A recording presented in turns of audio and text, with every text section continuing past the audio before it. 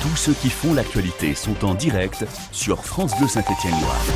Et depuis 6 heures ce matin, Tiffany, on s'interroge sur l'avenir de l'AS Saint-Étienne. On va poser les questions qui nous rongent à notre invité, grand amateur de sport et impliqué politiquement sur ce sujet. Nous sommes avec le député PS de la Loire, Régis Juanico. Bonjour Régis Juanico. Bonjour. Vous aimez tous les sports, il me semble. Alors, juste avant de parler de l'AS Saint-Étienne, une petite question sur ce qui s'est passé hier en Allemagne avec les Françaises qui ont remporté le mondial face à la Norvège. Vous avez regardé le match, évidemment? Oui, bien sûr. Oui, bien sûr. Elles vous ont épaté, les Françaises? Oui, parce que c'est un deuxième titre mondial pour les filles, mais peut-être que vous l'aurez relevé, c'est le deuxième titre mondial, hommes et femmes, dans la même année, face à la même équipe d'ailleurs, C'était arrivé la depuis plus de Norvège. 30 ans, je crois. Donc c'est énorme et ça met la France comme première nation sportive de loin au niveau du handball, et c'est aussi un modèle sportif sur lequel il faut aujourd'hui bien évidemment s'inspirer, parce que c'est des clubs au très haut niveau. Et puis j'ai surtout une pensée pour Blandine Dansette. J'étais avec elle à Rio, elle était en pleurs parce qu'elle était blessée gravement. Elle n'avait pas sa médaille à l'époque, elle l'a récupérée depuis, médaille d'argent aux Jeux Olympiques. Et elle a réussi à revenir, et en plus elle est championne du monde depuis hier avec son équipe, donc c'est vraiment formidable pour les Stéphanoises. Dans cette la ligérienne effectivement de cette équipe de France. Alors beaucoup moins glorieuse qui se passe en ce moment à l'AS Saint-Étienne. Vous avez assisté, je crois, au match contre Monaco, défaite 4-0 vendredi soir. Ça vous inspire quoi, ce que vous avez vu sur le terrain, Régis Juanico? Je l'ai vu à la télévision, parce que je regardais en même temps la demi-finale des filles au handball.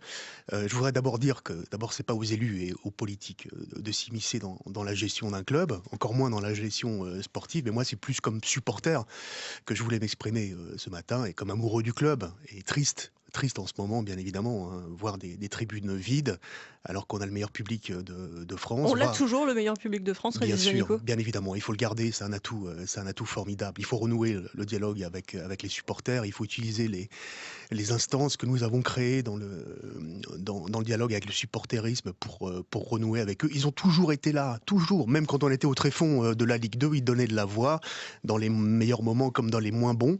Ils sont toujours là, et c'est un atout formidable, y compris quand on veut faire venir un investisseur.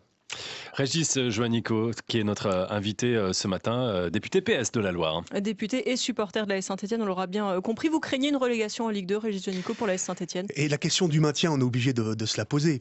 Après, la glorieuse incertitude du sport fait que la vérité du mois de décembre est rarement la vérité du mois de mai ou du mois de juin. On dirait Rémi Cabella qui parle, là. C'est ce qu'il disait la semaine dernière. Je rappelle que le 14 octobre, on était 3e.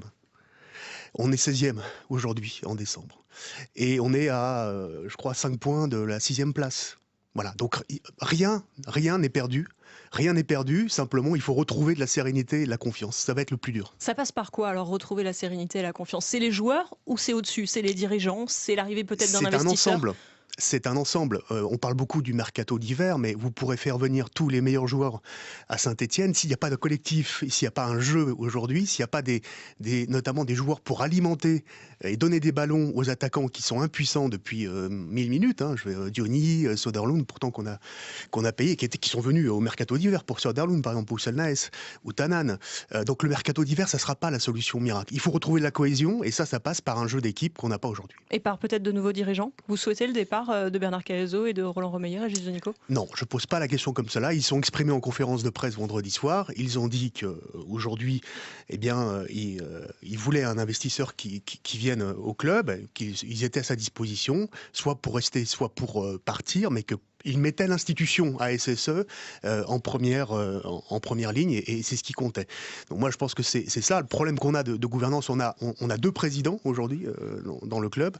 On en a un qui est peut-être trop impliqué au quotidien, et un autre qui est trop éloigné. Loin, Bernard Cahuzaud.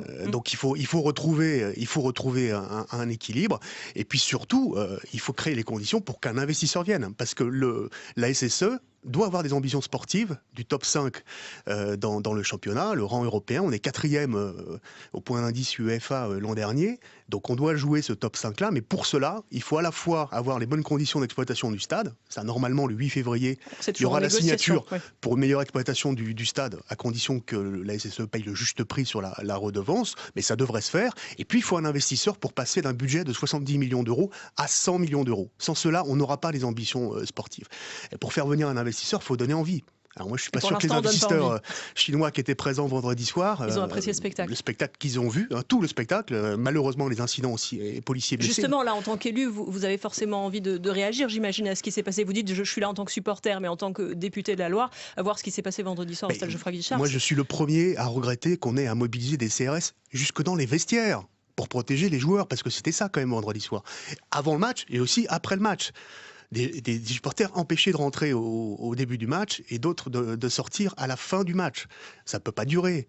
On ne va pas mobiliser 500, 600 forces de l'ordre à chaque match maintenant de la SSE. Donc il faut retrouver du calme et de la sérénité. Et j'espère que ce sera le cas au début de l'année 2018. Merci beaucoup Régis Juanico, député PS de la Loire et supporter de la S Saint-Etienne, d'être venu vous exprimer ce matin sur la situation du club. France Bleu Saint-Étienne-Loire.